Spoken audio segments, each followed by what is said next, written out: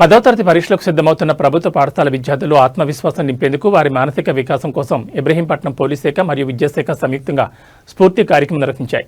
Ibrahimpatnam future city police commissioner G Sudheer Babu, DCP K Narayana Reddy ఆదేశాల మేరకు స్థానిక శాస్త్ర గార్డెన్లో ఈ కార్యక్రమం ఘనంగా జరిగింది. ఈ కార్యక్రమానికి ముఖ్య అతిథిగా హాజరైన ఇబ్రహీంపట్నం సీఐ మహేందర్ రెడ్డి విద్యార్థులకు దిశానిర్దేశం చేశారు. ఈ సందర్భంగా ఆయన మాట్లాడుతూ ప్రభుత్వ పాఠశాల విద్యార్థులు ఏ విషయంలోనూ వెనకబడకూడదని, చదువును భారంగా భావించకుండా ఇష్టపడి చదివితే అద్భుతమైన ఫలితాలు సాధించొచ్చని అన్నారు. విద్యార్థుల్లో పోటీతత్వాన్ని పెంచేందుకు సీఐ కీలక ప్రకటన చేశారు. 10వ తరగతి ఫలితాల్లో ప్రతిభ చాటిన వారికి తన వంతుగా బహుమతులు అందజేస్తానని హామీ ఇచ్చారు. విద్యార్థులు ఒత్తిడికి లోను కాకుండా పరీక్షలు రాసేలా ఉపాధ్యాయులు, తల్లిదండ్రులు ప్రోత్సహించాలని ఈ సందర్భంగా కోరారు. ఇబ్రహీంపట్నం మండలంలోని వివిధ జడ్పీహెచ్ఎస్ పాఠశాలకు చెందిన విద్యార్థులు ఈ కార్యక్రమంలో ఉత్సాహంగా పాల్గొన్నారు. ఈ కార్యక్రమంలో మండల విద్యాశాఖ అధికారి వీరనాయ్, ఎస్ఐ రామకృష్ణ, వివిధ ప్రభుత్వ పాఠశాల ప్రధాన ఉపాధ్యాయులు, ఉపాధ్యాయ బృందం మరియు విద్యార్థులు పాల్గొన్నారు.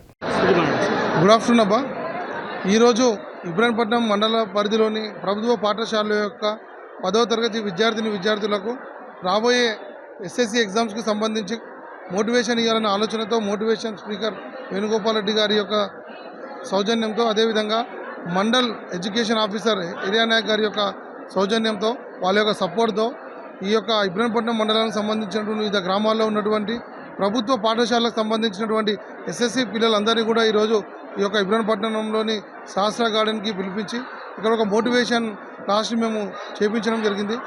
ఇందులో ముఖ్యంగా గౌరవ CP sir future city commissionerate అయిన తర్వాత మొట్టమొదటి కమిషన్ అయినటువంటి సుధీర్ బాబు సార్ యొక్క ఆలోచన విధానంలో భాగంగా ఈరోజు నేటి విద్యార్థులే రేపటి పౌరులు, భవిష్యత్తు తరాలు అవుతారన్న ఆలోచనతోటి విద్యార్థులు కొంచెము ప్రభుత్వ పాఠశాలలో చదువుకున్న వాళ్లకు ప్రైవేటు స్పీకర్ని తీసుకొని రావడం అనేది కొంచెం కష్టంగా ఉంటుందన్న ఆలోచనతోటి ఈరోజు ఒక మోటివేషన్ క్లాస్ ఏర్పాటు చేయడం జరిగింది.